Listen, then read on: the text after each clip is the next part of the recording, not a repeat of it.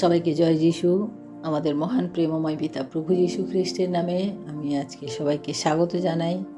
আসুন আমরা ঈশ্বরকে ধন্যবাদ করি, তার নামকে উচ্চীকৃত করি, গৌরবান্বিত করি, কারণ তিনি আজকের এই দিন তিনি আমাদিগকে দেখতে দিলেন এবং তার অনুগ্রহ এবং দয়াতে আমরা এই সময় তার সম্মুখে উপস্থিত হতে পেরেছি। তাই আসুন আমরা ঈশ্বরকে ধন্যবাদ দিই এবং আজকে বাক্যপাঠের মধ্য দিয়ে যাই। আমি আজকে যে বিষয়ের উপরে বাক্যপাঠ করব, যে আমাদের ঈশ্বর মহান এবং সর্বশক্তিমান, সর্ববিরাজমান, অর্থাৎ তিনি সব কিছু আমাদের জন্য করতে পারেন। আমরা এই বিষয়ের উপরে আজকে আমরা দেখব যে তিনি কিভাবে আমাদের জন্য সব কিছু করতে পারেন। সেই বিষয়ের উপরে আমি বাইবেল পাঠ করব। আমরা প্রথমত ইয়োব তার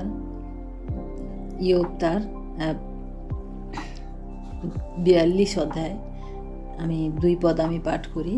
এখানে বাক্য বলে, আমি জানি তুমি সকলই করিতে পারো, কোনো সংকল্প সাধন তোমার অসাধ্য নয়। অর্থাৎ ইয়োবকে আমরা সবাই জানি, ইয়োব তার সমস্ত কঠিন পরিস্থিতির মধ্য দিয়ে যখন তিনি আবার পুনরায় তার সমস্ত কিছু ডবল রূপে তিনি ফিরে পেলেন, তারপরে তিনি এখানে বলছেন, ঈশ্বরকে ধন্যবাদ সহকারে তিনি বলছেন যে আমি জানি তুমি সকলই করিতে পারো, তোমার দ্বারা সমস্ত কিছু সম্ভব। অর্থাৎ আমাদের ঈশ্বর এত মহান যে তার কাছে কোনো কিছু অসাধ্য নেই। আমাদের জীবনের প্রিয় ভাই বোনেরা, আমি আজকে বলছি যে আমাদের জীবনে সমস্যা যত বড়ই হোক না কেন, আমাদের পরিস্থিতি যত খারাপই হোক না কেন, আমাদের অভাব যত বিরাট হোক না কেন, তিনি কিন্তু সমস্ত কিছু সমাধান করতে পারেন। সেই ঈশ্বর হচ্ছেন তিনি, কারণ তার কাছে কোনো কিছু অসাধ্য নেই, তার কাছে কোনো কিছু হবে না বলে কোনো কিছু নেই। তাই আমরা এখানে যে বাক্য পাঠ করলাম সেখান থেকে আমরা বুঝলাম যে তার সমস্ত সকল সংকল্প তোমার অসাধ্য নয়। কোনো সংকল্প, আমরা যা কিছু সংকল্প করি না কেন ঈশ্বরের কাছে, যদি ঈশ্বরের দৃষ্টিতে গ্রাহ্য হয় এবং আমাদের বিশ্বাস যদি পরিপক্ক হয়, তাহলে কিন্তু তার কাছে কোনো সংকল্প আমাদের অগ্রাহ্য হবে না। তিনি সমস্ত সংকল্প তিনি আমাদের সমাধান করতে সক্ষম রয়েছেন। সেই ঈশ্বরের আরাধনা করি, কারণ ঈশ্বর এই জগৎকে তিনি তার নিজের হাতে তিনি তৈরি করেছিলেন, নিজের মুখের ভাষার দ্বারা তিনি তৈরি করেছিলেন। যেখানে কোনো কিছু ছিল না সেখানে তিনি শুরু করেছিলেন। আর সেই ঈশ্বর আমাদের এই সমস্যা, আমাদের এই অবস্থা তিনি পরিবর্তন করতে পারেন। তাই আমরা বিশ্বাস সহকারে তার কাছে যখন আমরা যাচনা করব, বিশ্বাস সহকারে তার কাছে আমরা যখন ইচ্ছা প্রকাশ করব, তখন তিনি আমাদের জন্য তার সমস্ত কিছু করতে পারেন। আমরা পরবর্তী বাইবেল পদ দেখব, লুক লিখিত সুসমাচার তার 1 অধ্যায় আমি 37 পদ পাঠ করব। লুক লিখিত সুসমাচার 1 অধ্যায় 37 পদ। এখানে ঈশ্বরের বাক্য বলে, কেননা ঈশ্বরের কোনো বাক্য শক্তিহীন হইবে না। ঈশ্বরের কোনো বাক্য শক্তিহীন হইবে না। এখানে বাক্য বলে যে ঈশ্বরের কোনো বাক্য শক্তিহীন হইবে না। আমরা জানি যে ইলিসাবেথ বৃদ্ধ বয়সে 90 বছর বয়সে তিনি সন্তানের জন্ম দিয়েছিলেন। আমরা এটা কখনোই কল্পনা করতে পারি না যে 90 বছর বয়সে একজন মহিলা তিনি সন্তান জন্ম দেবেন। অর্থাৎ তিনি যখন 90 বছর, তার স্বামী তখন 100 বছর। অর্থাৎ এই সময় সন্তান জন্ম দেওয়ার যে ক্ষমতা, সেটা কিন্তু কোনো মানুষের থাকে না। কিন্তু এখানে ঈশ্বরের বাক্য তার কাছে এসেছিল যে তোমার পুত্র হইবে, পুত্র জন্মাইবে। অর্থাৎ আমরা ঈশ্বরের যে তার অনুগ্রহ, যে আশীর্বাদ, সেটা এলিজাবেথের উপরে এসেছিল, কারণ তার বিশ্বাস, তার প্রার্থনা, তার ভালোবাসা ঈশ্বরের প্রতি, তার সমস্ত কিছু ঈশ্বরে তার প্রতি ঘটিয়েছিলেন। তাই আমরা দেখি যে কেননা ঈশ্বরের কোনো বাক্য শক্তিহীন হইবে না। ঈশ্বর আমাদের জন্য যা কিছু বলেছেন, যা কিছু আমাদের জন্য তিনি করেছেন, তার কোনোটাই তিনি শক্তিহীন হবে না, কোনোটাই কখনো ক্ষয় হবে না। তাই প্রিয় ভাই বোনেরা, আমরা হবে না বা হতে পারে না এরকম কোনো কিছু নেই। কারণ এই জগৎকে যিনি নিজের মুখের ভাষাতে যিনি সৃষ্টি করেছেন, যিনি এই জগৎ সৃষ্টি করেছেন এবং যে মানুষকে তিনি নিজের হাতে মাটি দিয়ে তৈরি করতে পেরেছেন, তার কাছে কোনো কিছু অসাধ্য নেই। তাই আমাদের সমস্যা যত বড়ই হোক না কেন, আমাদের পরিস্থিতি যত খারাপই হোক না কেন, আমরা ঈশ্বরের কাছে রাখবো এবং আমাদের ঈশ্বরের কাছে আমাদের যাচনা করব এবং বিনতি প্রার্থনা সহকারে তার সাথে আমরা চলব। তাই আমরা দেখি যে আমাদের ঈশ্বর মহান, তার কাছে কোনো কিছু অসম্ভব বলে কোনো কিছুই নেই। আমরা পরবর্তী বাক্য দেখি, জির্মীয় ভাববাদের পুস্তক তার 29:11 পদ। আমরা এই পদ সকলে জানি যে ঈশ্বর আমাদের জন্য কি সংকল্প করে রেখেছেন। এখানে বাক্য বলে, কেননা সদাপ্রভু বলেন, আমি তোমাদের পক্ষে যে সকল সংকল্প করিতেছি তাহা আমিই জানি, সে সকল মঙ্গলের সংকল্প অমঙ্গলের নয়, তোমাদিগকে শেষ ফল ও আশা সিদ্ধি দিবার সংকল্প। অর্থাৎ প্রিয় ভাই বোনেরা, ঈশ্বর আমাদের জন্য সংকল্প করে রেখেছেন, পরিকল্পনা করে রেখেছেন। আমাদের প্রত্যেকের জীবনের জন্য তিনি আলাদা আলাদাভাবে পরিকল্পনা করেছেন, কারণ তার সংকল্প এখানে বলছেন যে সমস্ত কিছু আমাদের মঙ্গলের জন্য, আমাদের কোনো অমঙ্গলের নয়। তাই আমাদের ঈশ্বর আমাদিগকে যা বলেন আমরা যেন তা শুনি, আমাদিগকে যেভাবে করতে বলেন বা যেভাবে আমাদের যেখানে যেতে বলেন আমরা যেন যাই, কারণ তিনি আমাদের জন্য পরিকল্পনা তৈরি করেছেন, তিনি আমাদের পরিকল্পনা সফল করবেন। তার কাছে সেই পাওয়ার রয়েছে, সেই ইচ্ছা রয়েছে, কারণ ঈশ্বর আমাদেরকে তৈরি করেছেন তার নিজের পরিকল্পনা অনুযায়ী, তার নিজের প্রতিমূর্তিতে। প্রতিমূর্তি মানুষের কখন হয়? প্রতিমূর্তি হচ্ছে আমরা যখন আয়নাতে কিছু দেখি, সেটাই হচ্ছে আমাদের প্রতিমূর্তি। তাই ঈশ্বর যখন তার নিজের প্রতিমূর্তিতে আমাদেরকে তৈরি করেছেন আমাদের জন্য, এই জগৎ কিন্তু আমাদের প্রতিমূর্তি নয়, এই জগৎ কিন্তু ঈশ্বরের প্রতিমূর্তি নয়। তাই আমরা ঈশ্বরের দৃষ্টিতে আমরা অনেক অনেক মহান। তাই আমরা যেন কোনোভাবে আমরা যেন বিশ্বাসে দুর্বল না হই, আমরা যেন কোনোভাবে বিশ্বাসে পিছিয়ে না আসি, কারণ ঈশ্বর তার নিজের জন্য নিজের সৃষ্টিতে সবথেকে মহান করে তিনি আমাদেরকে সৃষ্টি করেছেন। আমরা আদি পুস্তক তার 1 এবং 2 অধ্যায় যখন আমরা পাঠ করি, সেখানে আমরা দেখি যে কি আছে। এখানে আমরা দেখি যে এখানে লেখা আছে যে আদিতে ঈশ্বর আকাশমণ্ডল ও পৃথিবী সৃষ্টি করিলেন। পৃথিবী ঘোর ও শূন্য ছিল, আর অন্ধকার জলধির উপরে ছিল, আর ঈশ্বরের আত্মা তাহা জলের উপরে অবস্থিতি করিতেছিলেন। অর্থাৎ আমরা এখানে দেখি যে আদিতে ঈশ্বর কি করলেন, আদিতে তার আগে কোনো কিছু ছিল না, তার আগে কোনো কিছু ছিল না। তাই এই জগতের যা কিছু তা সমস্ত কিছু আমাদের ঈশ্বরের। তার কারণ আদিতে যখন ঈশ্বর সৃষ্টি করলেন, তার আগে এখানে কি ছিল? শয়তানের রাজত্ব ছিল, কারণ শয়তান অন্ধকার, কারণ সেখানে পুরো অন্ধকার ছিল। ঈশ্বর যখন নেমেছেন তখন চতুর্দিকে সমস্ত কিছু আলোয় আলোয় ভরে গেছে, তার আগে পর্যন্ত শয়তান। তাই প্রিয় ভাই বোনেরা, যখন আমাদের জীবনে শয়তান প্রবেশ করে তখন আমাদের অনেক সমস্ত কিছু ছারখার করে দেয়, সমস্ত গোছানো জিনিস সমস্ত লণ্ডভণ্ড করে দেয়। যেভাবে আদিতে ছিল সেভাবে হয়ে যায়, কারণ শয়তান কখনো চায় না যে আমরা আমাদের সমস্ত কিছু আমরা গুছিয়ে নিয়ে সুন্দরভাবে চলি, এটা কখনোই শয়তান চায় না। তাই শয়তানকে আমাদের জীবনে প্রবেশ করতে দেওয়া যাবে না, কারণ শয়তান আমাদের জীবনকে, আমাদের সমস্ত প্রতিপত্তি, আমাদের সমস্ত সৌন্দর্য, সমস্ত কিছু শয়তান নিমেষের মধ্যে নষ্ট করে দেয়।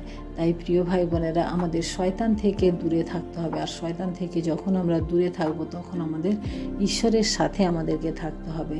তাহলে সেই ঈশ্বর তার নিজের পরিকল্পনা তিনি যে আমাদের জন্য করেছেন, তা সমস্ত কিছু তিনি সফল করবেন। তিনি আমাদিগকে তার দৃষ্টিতে তিনি রেখেছেন। এই জগৎ সৃষ্টি যখন তিনি করলেন, এই জগতের প্রত্যেকটা জিনিস কিন্তু তিনি আগে সৃষ্টি করেছেন, যাতে আমাদের কোনো অসুবিধা না হয়, যাতে আদম হাওয়ার কোনো অসুবিধা না হয়। কারণ তিনি সমস্ত কিছু গুছিয়ে নিয়ে তারপরে মানুষ সৃষ্টি করেছেন, তার কারণ যাতে মানুষ তার প্রয়োজনের সমস্ত কিছু নিশ্চিন্তে পেয়ে যায়, তার জন্য সৃষ্টি করেছেন। তিনি কখনো বলেন করেননি যে মানুষকে পরে তিনি সৃষ্টি করেছেন সেটা করেননি। তিনি কিন্তু সবার আগে তিনি মানুষের প্রয়োজনের জন্য যা কিছু দরকার ছিল সৃষ্টি করেছেন। তাই মানুষের থেকে কেউ কোনো সৃষ্টি বড় নয়। যদি সূর্য বলেন, চন্দ্র বলেন, যা কিছু গাছ, পশু পাখি, যাই কিছু বলেন, সমস্ত কিছু কিন্তু মানুষের প্রয়োজনের জন্য। কারণ সূর্য মানুষকে আলো দেয়, আর সেই আলো মানুষের প্রয়োজন। কারণ ঈশ্বর জানেন যে মানুষের আলোর প্রয়োজন রয়েছে, মানুষের সূর্যের আলোর যে ভিটামিন ডি সেটাও মানুষের প্রয়োজন রয়েছে। তার জন্য তিনি সূর্যকে সৃষ্টি করেছেন, অর্থাৎ সূর্য আমাদেরকে আলো দিতে বাধ্য। আজকে যদি আমরা সূর্যকে পূজা করি, আজকে যদি আমরা চন্দ্রকে পূজা করি, তাহলে আমাদের ঈশ্বরকে আমরা অবমাননা করি। কারণ ঈশ্বর তার সৃষ্টির মধ্যে সমস্ত সৃষ্টি তিনি নিজের মুখ দিয়ে, নিজের বাক্যের দ্বারা তিনি করেছেন, কিন্তু তিনি নিজের বাক্যের দ্বারা করেছেন কিন্তু তিনি মানুষকে তিনি নিজের হাতে তৈরি করেছেন।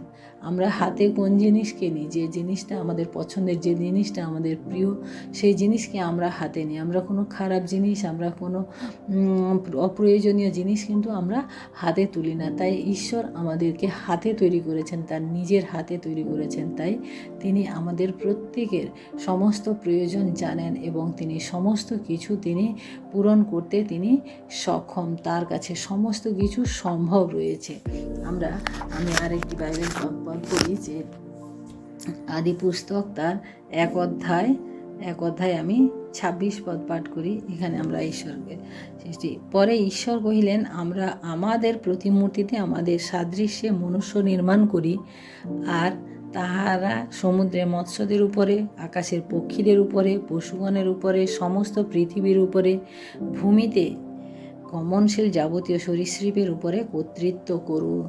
কারণ ঈশ্বর চান যেন আমরা তার সমস্ত সৃষ্টির উপরে আমরা যেন কর্তৃত্ব করি, কোনো সৃষ্টি আমাদের উপরে যেন কর্তৃত্ব না করে। তাই ঈশ্বর সমস্ত কিছু পারেন, তিনি সমস্ত কিছু আমাদের জন্য করেছেন। আমি লাস্টে একটি বাক্য পাঠ করব। আমরা গীত সংহিতা তার 17 অধ্যায় আমি 8 পদ পাঠ করি। নয়নের তারার ন্যায় আমাকে রক্ষা করো, তোমার পক্ষের ছায়াতে আমাকে সংগোপন করো। অর্থাৎ ঈশ্বর আমাদিগকে তার নয়নের মণি করে রেখেছেন এবং তার পক্ষের ছায়াতে তিনি আমাদিগকে রেখেছেন, সংগোপন করে রেখেছেন। অর্থাৎ নয়নের তারা, অর্থাৎ আমাদের শরীরের যতগুলি অঙ্গ রয়েছে তার মধ্যে আমরা চোখকে আমরা দেখি যে সব থেকে সব থেকে গুরুত্বপূর্ণ না। আমরা চোখে যদি না দেখতাম, আজকে এই সমস্ত পৃথিবীর সৌন্দর্য আমরা দেখতে পারতাম না, আজকে আমরা ভালো মন্দ বিচার করতে পারতাম না, আজকে আমরা যেটা আমাদের প্রয়োজন সেটাকে আমরা দেখে নিতে পারতাম না, কারণ যদি চোখ না থাকতো। তাই চোখকে তিনি অনেক সুরক্ষা করে, অনেক সুন্দর করে তিনি বানিয়েছেন, যাতে আমরা সমস্ত কিছুকে দেখি বা অনুভব করি। তাই ঈশ্বর আমাদেরকে তার চোখের মণি করে রেখেছেন। ঈশ্বর আমাদেরকে তার পদতলে রাখেনি, ঈশ্বর আমাদেরকে তার পেছনে রাখেনি, তার সামনে রাখেনি, কিন্তু তিনি কোথায় রেখেছেন? তার চোখের মণি করে রেখেছেন। অর্থাৎ আমরা চোখের যেভাবে যত্ন নিই, ঈশ্বর আমাদের সেইভাবে যত্ন নেন। আমরা যেখানেই থাকি, যে অবস্থাতে চলে যাই না কেন, ঈশ্বর কিন্তু আমাদেরকে কখনোই ছাড়েন না। তিনি কিন্তু প্রতিনিয়ত আমাদেরকে আমাদের যে প্রয়োজন, আমাদের যা কিছু তিনি কিন্তু জুগিয়ে যাচ্ছেন। তিনি আমাদের জন্য প্রতিদিন যে অক্সিজেন দিয়ে যাচ্ছেন, যে অক্সিজেন আমরা যদি কোনো সময় আমরা কেউ হসপিটালে যাই বা কোনো মানে কোথাও অক্সিজেনের প্রয়োজন হয়, তখন আমরা বুঝতে পারি যে অক্সিজেনের মূল্যটা কত। কিন্তু এই অক্সিজেন ঈশ্বর আমাদিগকে প্রতিনিয়ত বিনামূল্যে দিয়ে যাচ্ছেন, যে তার জন্য আমরা ঈশ্বরকে কখনো ধন্যবাদও দিই না যে আমি আজকে অক্সিজেন পেলাম, আমি আজকে সুন্দরভাবে বাঁচতে পারলাম, আমরা দিই না। কারণ প্রিয় ভাই বোনেরা, আমরা অভ্যস্ত হয়ে গেছি এইভাবে যে আমরা এই সমস্ত পেয়ে গেছি, কারণ ঈশ্বর আমাদিগকে তার সমস্ত কিছু প্রোভাইড করে গেছেন তার নিজের ইচ্ছাতে, নিজের সংকল্পে। কারণ তিনি মনুষ্যকে তার নিজের সংকল্পে তৈরি করেছেন এবং মনুষ্যের জন্য সমস্ত সংকল্প তিনি উত্তম করেছেন। তাই আসুন আমরা সেই মহান ঈশ্বরকে আমরা আজকে ধন্যবাদ দিই, যিনি সব করতে পারেন আমাদের জন্য। আমাদের কোনো সমস্যা, আমাদের কোনো বাধা, আমাদের কোনো বিপদ, আমাদের কোনো রোগ, আমাদের কোনো ক্লান্তি, আমাদের কোনো দুর্বলতা, কোনো কিছু আমাদেরকে স্পর্শ করতে পারবে না। কারণ আমাদের ঈশ্বর, তিনি সব কিছু আমাদের করতে পারেন। তিনি সব কিছু আমাদের থেকে, আমাদের সমস্ত খারাপ কিছু তিনি দূর করতে পারেন। তিনি আমাদেরকে তার প্রতিমূর্তিতে তৈরি করেছেন, তার নিজের চোখের মণি করে রেখেছেন। তাই আসুন প্রিয় ভাই বোনেরা, আমরা সেই মহান ঈশ্বরকে আমরা আজকে ধন্যবাদ দিই, কারণ তিনি সব কিছু আমাদের জন্য, আমাদের ভালোর জন্য তিনি করেন। তাই আসুন আমরা ধন্যবাদ করি এবং তার প্রার্থনা সহকারে তার নামকে উচ্চীকৃত করি। Hallelujah, hallelujah, hallelujah. মহান প্রেমময় পিতা, তোমার মহানামের ধন্যবাদ প্রশংসা করি প্রভু। আজকের এই সুন্দর সময় প্রভু, আরেকটি বার প্রভু তোমার বাক্য পাঠের মধ্য দিয়ে প্রভু আমরা তোমাকে ধন্যবাদ দিতে পেরেছি প্রভু। তাই তোমায় ধন্যবাদ করি প্রভু। তোমার অনুগ্রহ দয়াতে প্রভু গো তোমার সম্মুখে উপস্থিত হতে পেরেছি। তোমার এই সুন্দর বাক্য আমাদের জীবনে প্রভু আমরা বিশ্বাস করি, এই বাক্য আমাদের জীবনে কাজ করবে। এই বাক্যের দ্বারা প্রভু আমরা আমাদের জীবনে এগিয়ে চলতে পারবো। সমস্ত বাধাকে প্রভু আমরা পিছনে ফেলে প্রভু আমরা এগিয়ে যেতে পারবো, কারণ তুমি সেই মহান ঈশ্বর যে আমাদের সঙ্গে সদা সর্বদা রয়েছো প্রভু। তুমি কখনো অন্যকে তুমি আমাদের জন্য প্রোভাইড করনি প্রভু, কিন্তু নিজেই তুমি আমাদের জন্য রয়েছো এবং তুমি আমাদেরকে সেভাবে পরিচালনা করছো প্রভু। আমাদের সমস্ত দুর্বলতার জায়গাগুলিকে তুমি সবল করো প্রভু। আমাদের সমস্ত অপরাধকে তুমি ক্ষমা করো, কারণ আমরা তোমাকে বিশ্বাস করতে গিয়ে অনেক সময় হোঁচট খাই, তোমাকে বিশ্বাস করতে গিয়ে আমরা অনেক সময় পিছিয়ে আসি প্রভু। তাই তোমায় ধন্যবাদ করি প্রভু, তোমার এই মহান অনুগ্রহের জন্য, তোমার এই সুন্দর বাক্যের জন্য। আজকের সারাটা দিনের ভার প্রভু তোমার হাতে রেখে, আমাদের সমস্ত অপরাধের ভার আরেকটি বার তোমার চরণে রেখে এই বিনতি প্রার্থনা চাই আমাদের মহান প্রেমময় পিতা প্রভু যীশু খ্রিস্ট তোমারই নামে। আমেন। সবাইকে জয় যিশু। সবাই ভালো থাকবেন, সুস্থ থাকবেন। আজকের দিনটি সবার শুভ হোক। জয় যিশু।